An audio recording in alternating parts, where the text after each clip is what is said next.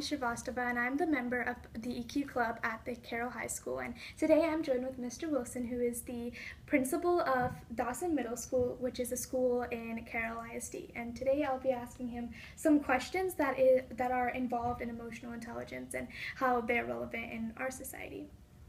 Great, Bonnie.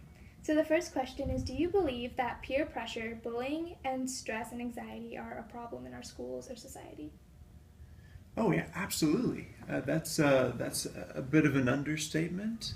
It's forever been an issue in our school systems. Unfortunately, will likely forever always be.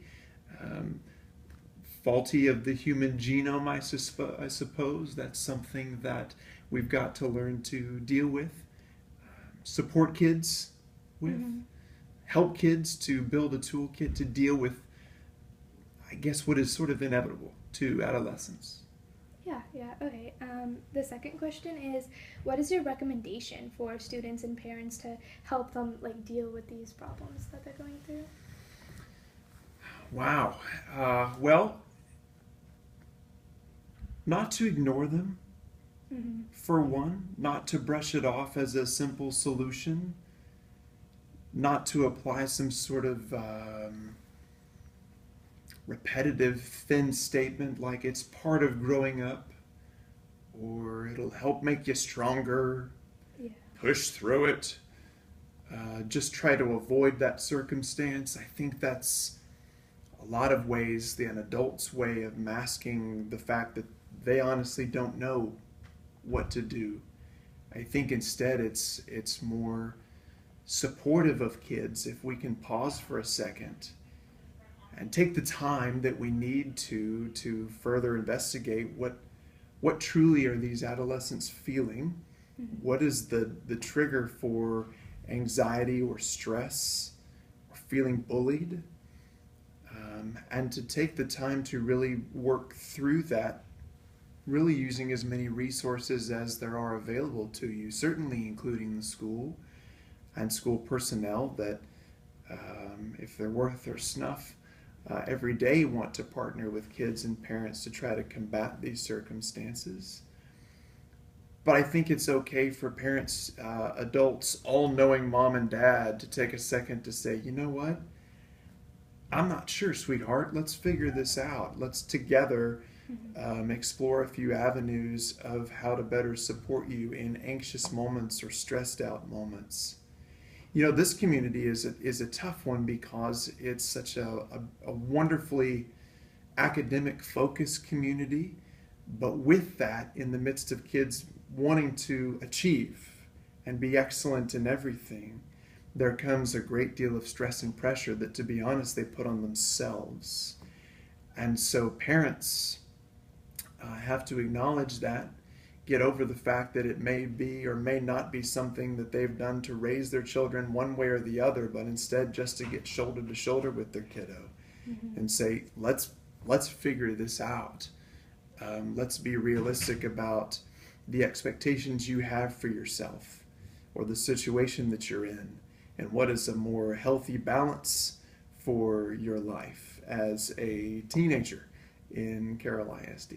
Yeah, and that's exactly some of the things that we want to implement with the EQ Club. That it's not just the students. There are many other hands involved in this, like the parents and the teachers, and so that's exactly something that we would like to start, considering in our club and improving upon.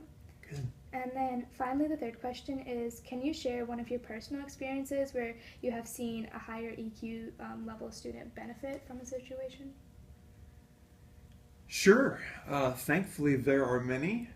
In the middle school environment, we see kids kind of get set back often. It's middle school, so there's lots of unfortunate opportunities where kiddos sort of hit brick walls and try to figure out how to go around them or break through them. Something as simple as our 7th graders who begin the year in twice advanced mathematics, algebra. There's a lot of tight cut scores to remain in algebra, and so we see a fair number of students in the first semester of middle school with us realize that maybe pre-algebra, once advanced math, is the right placement for them. a lot of times for a 12-year-old kiddo, many of those students being 12, that's a lot to deal with. To try to refocus themselves, to not feel like they've just been squished and can't rebound. So I can think of several students in that sort of math shift, whether it's algebra to pre-algebra or pre-algebra to on-level math, where the majority of our 7th grade students are, when they had a very healthy emotional intelligence, they were able to rebound quite nicely, to recenter themselves and get refocused on the realities of their circumstance and the fact that it means nothing about their intelligence, that they are just as qualified to do wonderfully in the field of mathematics, regardless of what it says on their schedule. Middle school is also the time that you can start playing athletics for the school. You can be on the Dragon volleyball team or the Dragon football team or the Dragon basketball team. Some of those sports have tryouts. And so for the first time, a lot of kids have to experience what it is to get cut from a sport, something that they had maybe always dreamed of playing, or they've been in select fashions of a sport, and so they figure it's going to be a shoo-in to be on the A team, and they get the B team, or the B team, and they get the C team, or they don't make a team. Again, in the midst of that disappointment, the students that I've been able to work with who have that solid emotional intelligence can see sort of forest for the trees.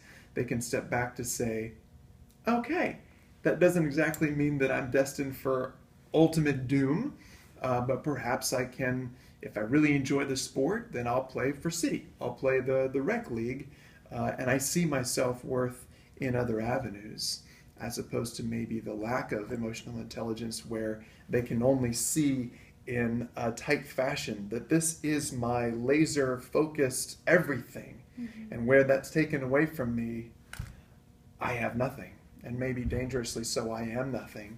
And that's when obviously is the major danger and a spiral out of control for kiddos. Yeah, and that's one of the big reasons we want to move down and come help the middle schoolers out, because this is a time where a lot of middle schoolers are kind of finding their way, kind of, and figuring out what they want to do and stuff. So that's why we really want to move down to the middle school and see all of the things that the EQ Club can help do over here. I love that there is an EQ Club. Congratulations on creating one. I fully support your efforts and love that you're thinking to include the middle school age kiddo. There's a lot that they could benefit from that. Thank you. Absolutely. Thank you.